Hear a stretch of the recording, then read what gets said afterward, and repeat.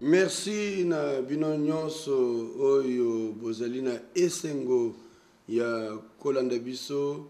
Merci na bolingo na bino boza kotalisa biso, boza kotalisa na Nzambe. Merci pona manso bosalela biso na 2019 année oyo tosukisi na nkolo malamu. Émission na bino ezali kokoba tozali ko souhaiter yango longue vie, ezali ko traverser des années et des années.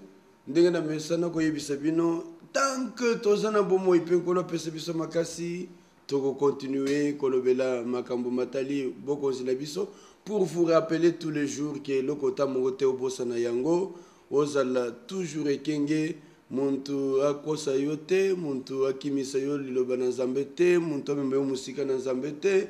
Zala ekenge na lolenge na yo ya kotambola. Merci pour na ba message na bino, ba ve na bino, ba mituna o botinela biso. Merci pour na ba encouragement parce que na landaka na yoka na mona ka ba message bozo tendela biso mingi ba yebisa ngai oyo ebu to utiko silisa. Baza kotinela ngaba message balobi pasteur ko changer te demeurer na principe wana ya kotosa Nzambe. Pasteur ko changer mateya te kolanda na ba mususu baza koloba biloko ya tina te toza besoin na mateya lokola wana ezali ko encourager biso ko demeurer na kati ya sainteté tozali kokoba bondela biso pe bobondela biso pe pona biso Nzambe azala pe na biso oyebi ke nyonso musala toza kosala musala ya Nzambe nyonso ezali na bitumba toza besoin na soutien na bino, soutien na kati ya prière, soutien na kati ya losambo ndenge bozali wana, mais soutien pe na kocontribuer na maye toza kosala soki oza na bosenga o soutenir révolution ya émission oyo o soutenir yango koki kaka kocontacter biso na numéro na téléphone na biso tokoyebisa yo par quelle voie okoki kotindela biso contribution na yo. Kolo azala na bino merci nazoloba yango parce que ndeko moko abenga kingai alobina ngai pasteur qu'est-ce que je peux faire ce qui na lingina pesa contribution pour la émission tozali na compte moko oyo bengami famille royale soki ozana posa ko pesa biso soutien tokotindela yo yango otindeli biso message topesi yo numéro ya compte wana soit ezala franc congolais ezala dollar tozanango bosenga pour que et continuer à soutenir musala na Nzambe. Nzambe apambole bino bozala elongo na biso pe to continuer kosala musala ya Nzambe lolenge esengeli. Tozongeli na makambo tozali koloba semaine passée. Ezala ki ya mutuya. Na sukisaki na kotanga mukanda ya 2 Pierre chapitre 3 na verset 9.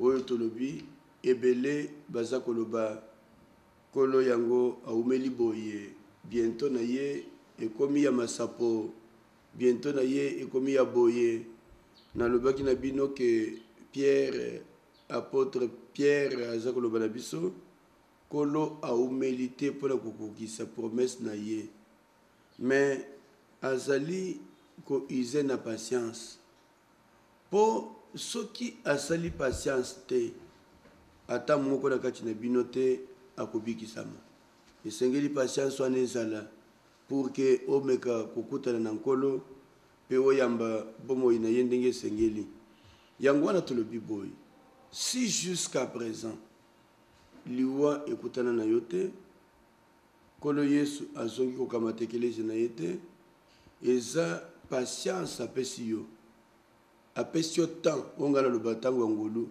ntango ya grâce pour que oyebe pe ko bongisa bomo ina ndenge sengeli. Aujourd'hui il y a des gens qui font du n'importe quoi dans la vie. Il faut keba pendant que Dieu aza ko pesa yo ta ya patience pour que oyebe okutana na ye en même temps Satan aza ko continuer ko sala manche pour gagner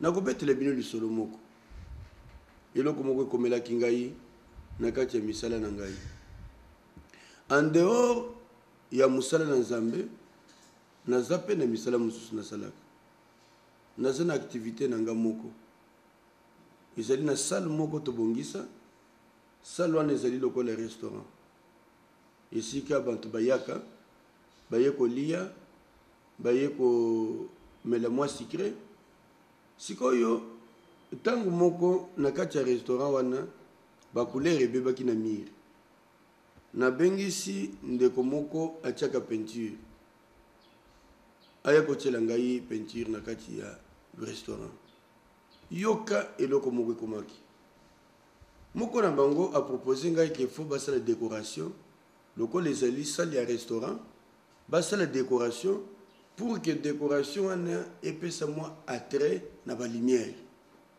nandimi asala nga décoration l'air asali décoration ngai kutu comme nakendaka wana mingi te nayebaka te biloko yango nini atia na kati jour moko nakei tozalaki na mwa séance ya prière nabongisi prière na kati ya sala yango tozosambela natali na coin ya mire juste na position ya entrée ya porte nakuti ndeko wana asali badécoration na ye asali malamu mais atie point moko na kati wana les 3 points maçonniques atia yango na kati ya mire de sorte que moto nyonso azokota soki atali boye amoni yango ezali na badessin mosusu badécor mosusu ezali biloko mabe oyo ekokozala na kati ya bandeko na biso te par exemple bacouleur moko boye nakokotangela bino yango te ezali ekomami bien le temple maçonnique akoki kozwa biloko wana ya temple maçonnique atie na kati ya restaurant na ngai ya mosali na nzambe de sorte que soki moto azokota na bureau na kati ya restaurant wana soki akotika boye amoni donc aconfondre ngai heureusement mpo na ngai nayebaki yango namoni yango nabengi moto atiesaki yango nabime koma est ce que oyebi eloko batieli bino na restaurant oyo ezali eloko mabe signe ya Satan signe ya bantu ya monde occulte il y a aujourd'hui des choses qui se passent olingi oumela na kati na nkolo attache-toi à la parole du Seigneur et ne cède pas à n'importe quoi surtout na kati ya badécoration je préfère alors faire des choses sans décor et de la lumière couleur correcte au lieu d'aller me mettre des choses les 3 points maçonniques apposant juste ce que vous côté kaka na porte apposant de sorte que moto nyonso ko côté soka sana séance occulte akoloba kingana sa moko na bango c'est anormal alors c'est comme ça que je dis qu'il faut keba bantu zoko zo basala lo misala bantu zo basala lo décoration na kachanda na yebite pone na solo bango lelo na lenga na continuer na chapitre na solo ba mais il faut mieux que na expliquer bino yango. Aujourd'hui, les satanistes, les adhérents partout. Il y a des signes. Signes oye sengilite yo mwana na nzambe osalango. Oh non, bastar basali le boko boye yo posalango. Non. Il y a des symboles qui représentent l'appartenance à un royaume de ténèbres. Nathalie Sakibino yango. Nalobi que nous sommes membres du royaume de Dieu. En tant qu'être humain, nous portons un corps. Nous autres, nous autres, on permettre que tout cela est matériel, autre le monde naturel. Mais au-delà de ce monde naturel, chacun de nous est membre, soit membre du royaume de Dieu, sur le plan spirituel, au cause de la membre du royaume ensemble, comme on peut l'appeler membre du royaume de Satan. Alors, il y a les gens du royaume de Satan, de la même manière que Bissoto Sala qui évangélisation. Pendant qu'on gagne Bantu, pendant qu'il liste, Bango peut pas évangélisation à Bango. Pendant qu'on recrute Bantu, pendant Satan. Ils le font dans tous les milieux. Dans l'école, les étudiants. Surtout ceux qui vont remarquer que vous allez étudier mon cours brillant. Surtout dans certaines facultés. Facultés bien précises. Moi, je vous parle des choses que je vous parle. Je suis étudiant. J'ai fait l'université. j'ai fini ma licence en droit, j'étais magistrat, je suis aujourd'hui dans la profession libérale, mais je vous informe qu'avec ma connaissance, j'ai mis ça au service du Seigneur. Maintenant, dans les milliers de gens intellectuels, les londés satanistes, ils s'organiser pour recruter depuis le jeune âge. Dans l'école. Surtout ceux qui ont brillants, dans certaines facultés, ils coopérer pour recruter pour Satan, afin qu'ils travaillent comme des agents de Satan. Ils veulent les intellectuels, les gens intelligents, parce qu'ils ont la capacité de convaincre. Mais ceux qui viennent besoin de Makassi, pourquoi vous voulez recruter ceux qui sont intelligents? Parce que vous qui passez déjà dans Mayele, et vous voulez exploiter Mayele et Ankolo, que ça les langues dans Makambo satanique. Alors, dans ce que que Ezali Nabilo comme sous Ezali ba indice de Satan. Peut-être que yebi angote, Ozali ko sombe ba biloko décoration ko tchana ndako ko sombe bisombela, o tchenda ko biloko ko tchanda ngwana, mais tu ne sais pas que cet élément que tu as mis dans la maison, c'est un signe qui attire les puissances des ténèbres. Beaucoup de décorations dans le monde. Atabakaro. Yo wana ko so bakaro bisombela, il y a bakaro ezali na kota na ba magasin mususu passe bazoteka bakaro, l'air na kedo so bakaro pona misala na ngai okomona bakaro ba décorango bien et puis bakaro wana bako tsango na ba mir na ndenge moko ya bien pour que y attirer yo. C'est des signes de temples maçonniques. Il faut qu'on commence à révéler ces choses pour que bayewo bazako lande biso bayeba ko comprendre et qu'il se préserve de la tentation. Yoka, Yesu Christ na kati ya prière na ye. Na prière ya notre Père. Il dit à la fin, préserve-nous du mal. C'est une prière que tu dois faire, hein, que Dieu te préserve du mal. Qu'il te préserve du mal. Pourquoi? Nous vivons dans un monde où le mal prend de l'ampleur. Na uti ko pesa besoin témoignage. Ngai na sali loko na ngai na za mosali ensemble. Na sengi muntu. Aya ko telela ngai couleur na kati ya restaurant. Salle ya restaurant. Muntu yeko tia couleur na kati ya salle ya restaurant. Aya ko tia ba symbole maçonnique. Oh! Beaucoup mieux qu'on ne recruter dans l'église. Ce n'est pas normal. Alors, yondeko olingi ko umbele na kati na kolo, il faut oyeba ko tambola no lenge sengeli, ko to sankolo, ko respecter vos paroles na ye. Lui va commencer, il prend, il me met des choses sans que moi je l'ai désiré. Imagine-toi maintenant, ba oyo baza na monde na bango.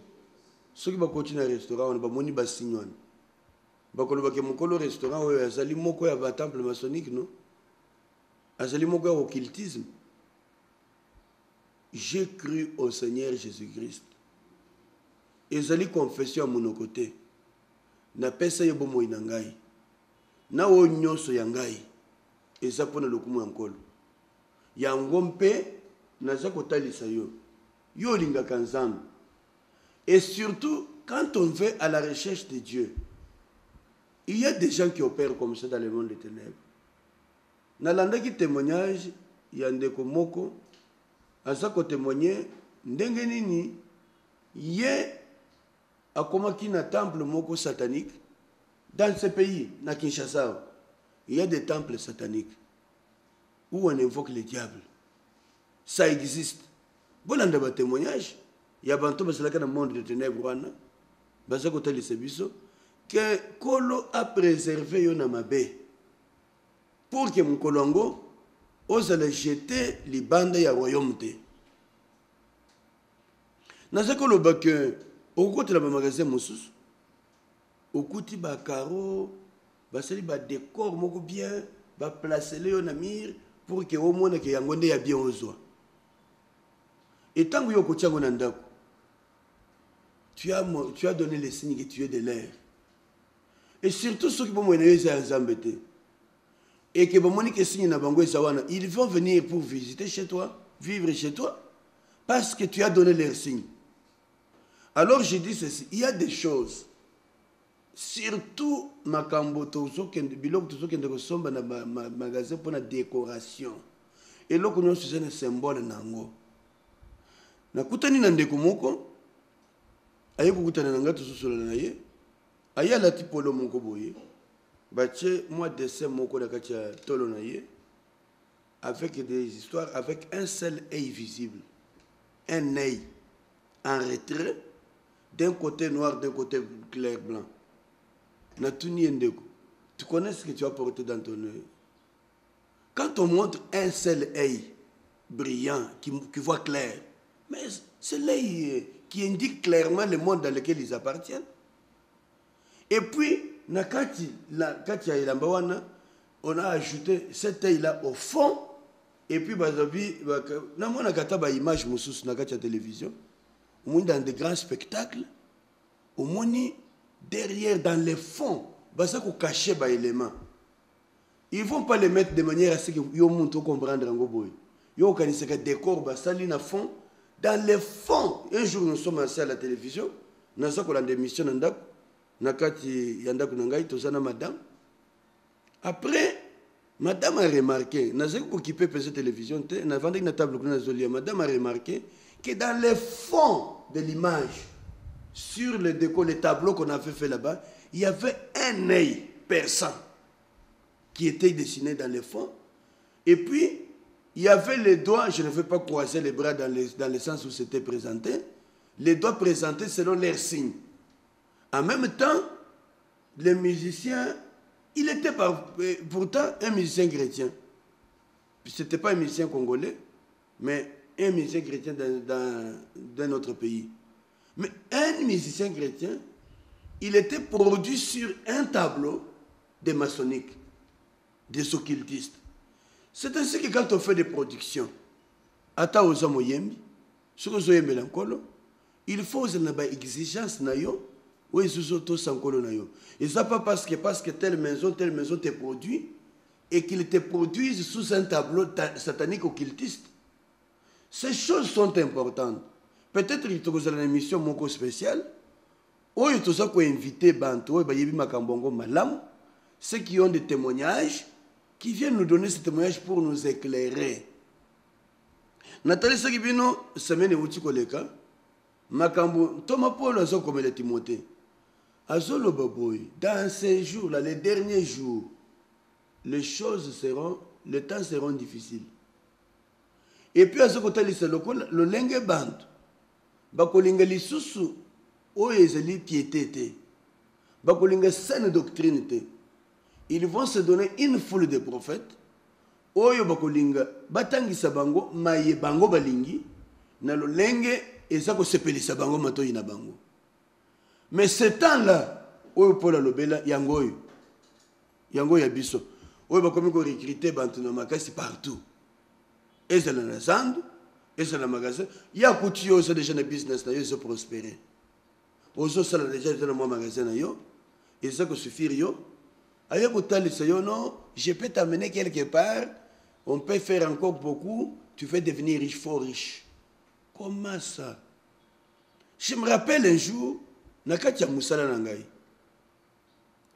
Je croisais un monsieur, Ayekoye Bisangai, qu'il m'apprécie beaucoup. Il m'apprécie beaucoup parce que il a vu ce que je fais. Mais il me dit que oza nangolu ensemble abandi ko yebisanga makambo ensemble d'abord koza pesa nangolu ensemble na yebi ke nasa nangolu ensemble parce que je suis un enfant de Dieu monto ye kolengisa yote ankoloba ke yoza ensemble na kisingai. Non, tu es déjà le premier prophète de ta vie. Alors tata wana yebisika oza pesa nangolu ensemble nzamba linginga mingi, il veut me rendre plus puissant que ça. Mais je suis déjà puissant avec Dieu. J'ai besoin de la puissance pour aller où? Je me suffis de ce que Dieu m'a donné pour faire ce qu'il m'a demandé de faire. Surtout quand vous voulez la puissance, vous voulez découvrir les secrets. Oh, le secret de la puissance, le secret de ceci. Ne cherchez pas le secret est en vous. La Bible dit qu'il a voulu que toute la plénitude habita en Jésus. Que toute la plénitude habite en lui. Ce qui plénitude nous c'est la plénitude de la divinité est en Jésus. Ce qui Dieu a voulu que toute la plénitude soit en lui et que le Jésus la vit en moi. Quel autre secret je vais chercher? J'ai la plénitude de la vie de Dieu en moi à cause de Jésus que j'ai reçu. Mais ce monsieur me dit que tu peux devenir encore plus puissant que là où tu es. Je lui ai dit que si Dieu veut que je sois plus puissant, pour des œuvres grandes, il me donnera une onction équivalente à la dimension de l'appel qu'il me donnera. Si j'ai un appel de ce que j'ai aujourd'hui, Dieu m'a donné l'onction à la mesure de mon appel. Yokanga malam. Bino basedusaka, bino mingi pour les heures de puissance. Oh, tu peux devenir plus puissant que ça. Tu peux augmenter ton intelligence. Non. Quand Dieu t'appelle à une chose, Dieu te donne une mesure d'onction correspondant à la mission qu'il vous a donnée. Jésus dit quoi? L'onction, l'Esprit du Seigneur est sur moi, il m'a oint pour. Yokanga malam. Molimo nanzam. Ezako oindre biso l'onction naye pour accomplir une mission qu'il nous donne. Et ce qui a quitté selinga mafuta naye. Ezapona kokisa oyo ya pesingai. Na kolinga tena zo capacité ya koleka oyo non, quand il m'augmente la dimension spirituelle, azako bakisa pe capacité oyo ezako correspondre na mission à pesingai. Alors le monsieur me dit que tu peux devenir puissant, même devenir président de la République si je te donne telle formule, je n'en ai pas besoin. Je n'ai pas besoin de formules qui me rendent puissant. Je n'ai pas besoin de formules qui me rendent victorieux, devenir un peu. Un jour, il y a très longtemps, je crois dans les années 2011, tozali période de la campagne électorale. Il y a eu élection il y a 2011. Je me retrouvais sur le terrain avec Bandeko Moko, dans la province Mokoboy. Na bisika tozalaki, après avoir, parce que makambo bisno tozalé zala makambo, ezala na réunion, est-ce que bengi na réunion politique, bengi na boye, ezala na campagne nous commençons par la prière. Alors, zaki na réunion moko na kati église moko. Alors nous avons prié. Après avoir prié, un monsieur était assis au fond. Le monsieur qui était assis au fond, quand j'ai fini de parler, il me suit, il me dit que nalinga ki kosolo na yo momuke. Nazo pe sivino makambo pour boye bomona que Satan aza ko travailler pour la recruter. Et ceux qui osa et kengete osali kozala influencer. Nde Congo a bengingai alobi na zeni solomo na linga yebisa yo. Na lobi loba tata. Alobi na ngai na moni ozana grâce. Mais nzamba loba batela nzoto ngana batela yo molimo na yo.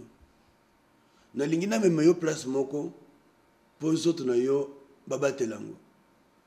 Place ango bakokende ko sokola yo okokoma bien, okoma muntu munene. Na lobi tika makambo. Yo moko ndengo zawana ngana likiyo. Tala ndengo zali. Okay, ko batela nzoto na yo te kaka yanga nde olingo batelango. Oh non, yo nde oza mukosi na biso, il faut to batela nzoto na yo. Nzamba lobi batela nzoto ya batela mulimu. Yo kandeko. Quand je discute avec lui, il dit oh, au moniteur, au président Tshisekedi.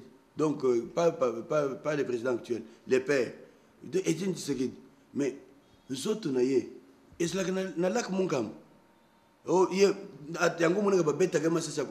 c'est faux. Tu es un occultiste.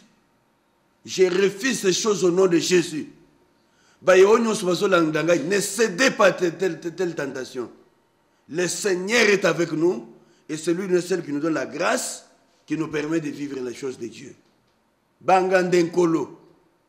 Alors j'ai donné cet exemple pour vous montrer que le temps que Paul a prédit, c'est notre temps. Les gens ne se cachent plus pour faire de mauvaises choses. Hier, les réunions occultistes, les sectes se cachaient. Aujourd'hui, ils ont des temples sur lesquels ils s'écrivent temple 2, temple 2. Ils ne se cachent plus. Comme ils sont maintenant manifestes, c'est clair que les choses tendent à la fin. J'aimerais te prévenir, le monde court vers sa fin. Les bientôt est réel. Mais kolo a péché autant de patience. Tant qu'on a ça témoigner, mon toit a tchaki ba point wana maçonnique na kati ya yebi qui n'a découvrir rien. Il ne peut pas se comporter comme ça, aller poser les choses dans les maisons des gens sans que ces gens leur aient demandé ça. Alors je disais qu'il faut au Kebaka. Na biloko muso décoration soko de somba, ba moi pyramide moko boye, ba moi biloko boye. Faites attention. Il y a des idoles que vous risquez d'amener dans la maison. La Bible dit, tu aimeras l'Éternel, ton Dieu, de tout ton cœur. Tu le serviras, lui seul. Il n'y en a pas deux. Tu ne peux pas être trompé par l'ennemi, le diable, Satan, pour qu'il induire en erreur. Alors, dans le baki, que Sengeli toyeba ko umela nakati nankolo, pour préserver notre résidence nakati royaume yazam. Si vous demeurez, il demeurera avec vous. Alors, Tolobaki Boy, la simple déclaration, il y a que Seigneur, Seigneur, tu peux sur moi une abysso, et ça qu'on suffit, et Seigneur, qu'on ait de musique. C'est-à-dire qu'on demeure dans kati ya liloba nanzambe, qu'on servir zam, qu'on talisa bokozina lol. Alors, je veux donc dire que si ma yakoyamba Yesu lokola mokonzi pe mobikisi na biso esengeli to continuer na liloba na Nzambe toyeba ko tosa yango pe ko salela mokanu na Nzambe parce que lobi ezaka ba oyo bazako benga Seigneur Seigneur te ba kokota na lola ba ko umela na kati na lola parce que mosusu bako kutana babengani bango na kati na lola kasi kaka baye oyo bazako sala volonté ya tata na ngai mokano ya tata. Alors après avoir reçu le Seigneur comme Seigneur sauveur, après avoir confessé na minoko na biso que yende mokonzi pe mobikisi na biso esengeli to umela na kati na ye ko umela ngo eza ko senga ko tosa volonté na ye. Koto sa volonté na ye. Alors, comment nous devons faire? Et sengeli to vivre. Vie moko eza kolandana na principe. Ya vie ya royaume mo itokoti. Donc, dans le poto, je peux dire qu'après avoir reçu Christ, après lui avoir donné votre vie, vous avez fait une confession de foi, que il est votre Seigneur, cela ne suffit pas. Il faut alors demeurer en lui et faire sa volonté. Qu'est-ce que cela voulait dire? Yesu alingi kotalisa biso que nous devons continuer la vie de Dieu suivant les principes du nouveau royaume du monde que nous sommes maintenant devenus appartenants, que nous sommes devenus résidents. Au commis résident du royaume ensemble. Et c'est ce qu'on vient à continuer. Na vie ya royaume wana on continue à vivre na ndenge ya lingi et il y a donc ba principe yango nde na lingi kotalisa bino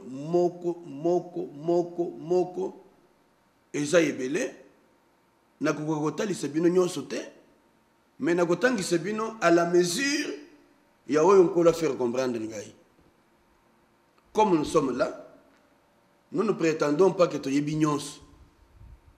Nous connaissons en partie et nous enseignons ce que nous connaissons. Et puis, ce que nous avons apprendre, na ba mosusu, oyo bango pi bayebi partie koleka biso. Alors, yango na lobi, tondimeli Kristo, tokomi bikelamu ya sika, tokomi bandimi, bana na Nzambe, na kati ya royaume ya Nzambe, et sengeli siko to vivre selon principe ya royaume wana.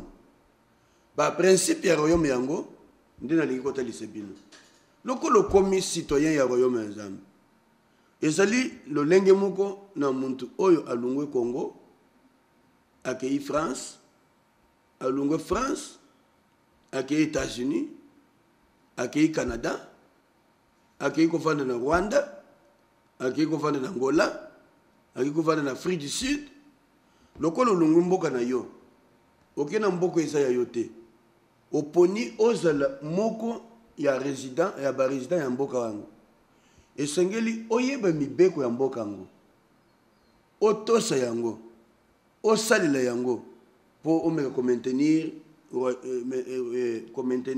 résidence na yo na kati ya royaume yango parce que soki o maintenir résidence na yo kuna te moyen ozala ya moko ya royaume wana eza te soki ozali ko respecter mibeko ya mboka wana te bakobwaka yo libanda bakoexpulse yo yango toyokaka balobaka on a refoulé tel barefoulé ndeko tel azali libanda ya mboka nalingi te ozala refoulé na royaume ya Nzambe salama so omeka ko vivre selon royaume ya Nzambe nalobi boye okomi résident ou bien okoti na royaume ya Nzambe ezali cité na yo ya sika ezali mboka na yo ya sika ezali mboka euti yo connaître dans lequel tu viens de naître ozwi mukanda oyo ko permettre yo o vivre na kati ya mboka yango esengeli otosa mibeko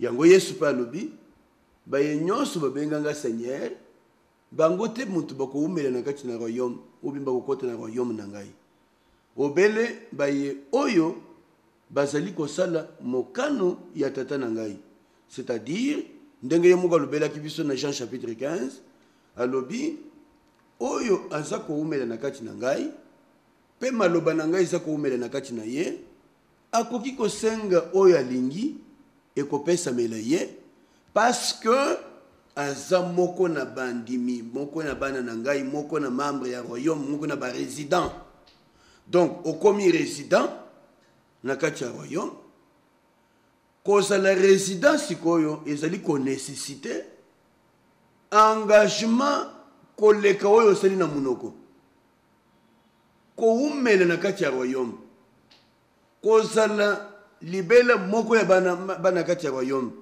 eza ko nécessité engagement ya kotosa liloba na ye pe ko respecter ba principe oyo ye moko établir na royaume principe yango nde nalingi kotalisa bino ezali ko impliquer bokeseni changement ya vie changement ya lolenge ya komona changement ya lolenge ya kokanisa changement na lolenge ya kosalela changement ya mentalité changement ya nyonso po ozala oyo obengami mwana na Nzambe mwana ya royaume esengeli un changement esengeli to meka ko développer style ya vie oyo ezali conforme na vie ya royaume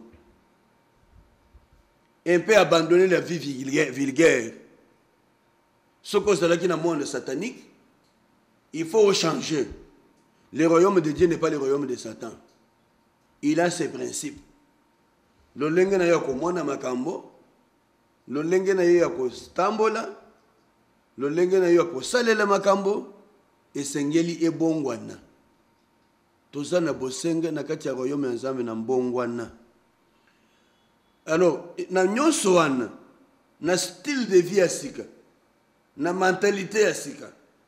Nyonso wana il faut ezali oyo eza ko s'accorder na modèle pe na ba principe ya royaume ya Nzambe. Alors na mukanda na ngana sako koma na lobby kezali culture oyo esengeli to développer. Na lobeli makambo matali culture ya royaume. Soko komi déjà ya Nzambe o changer le lenge ya kozala. Esengeli culture ba coutume is oyo saklaki nango na mutu échanger ozali susu muntu ya bizaleli ya ndenge wana te okomi muntu ya sika esengeli makambo nyonso ebongwana mbongwana nde toza nango bosenga. Alors eloko mutuya na manso wana ezali mokano na Nzambe, la volonté de Dieu oyo ezali ko se présenter likolo la nyonso.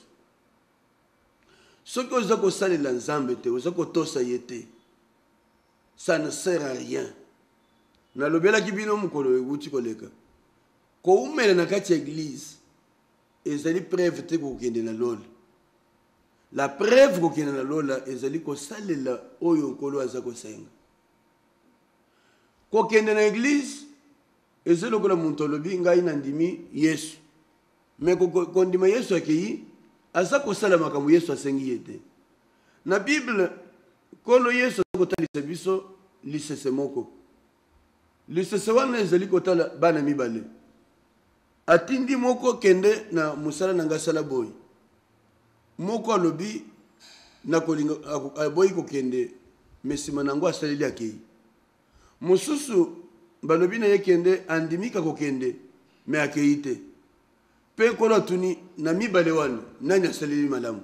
Na kolinga no tutanga ngo eza na mukanda ya Matthieu. Matthieu chapitre 21.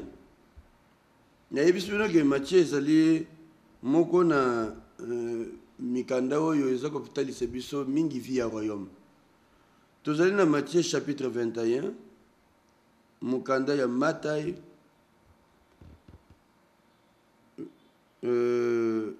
chapitre 21, na kotanga à partir ya verset 28. Verset 28. Nazotanga le bino na Bible, la Bible dit sa mère.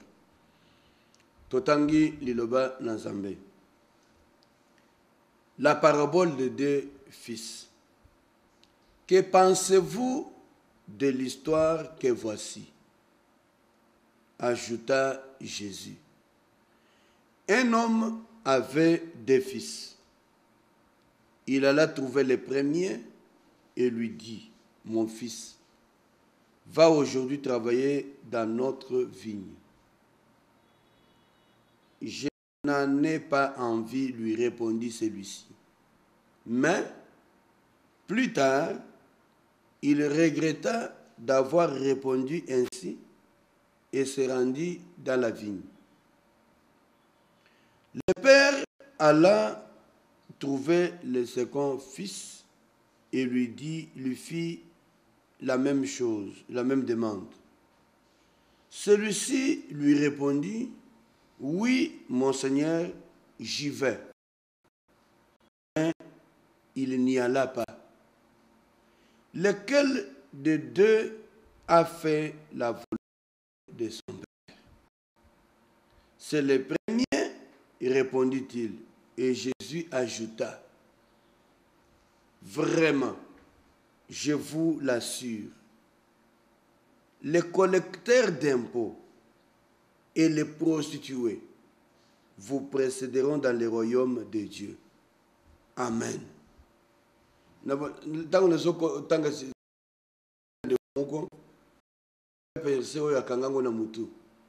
Jour moko nakeko tangisi liloba alobi na ngai Bible lobi que les collecteurs d'impôts et les prostituées dans le royaume. Lobi biso prostituée tukota kuna avambino. Ndeko soko za prostituée bongola motema.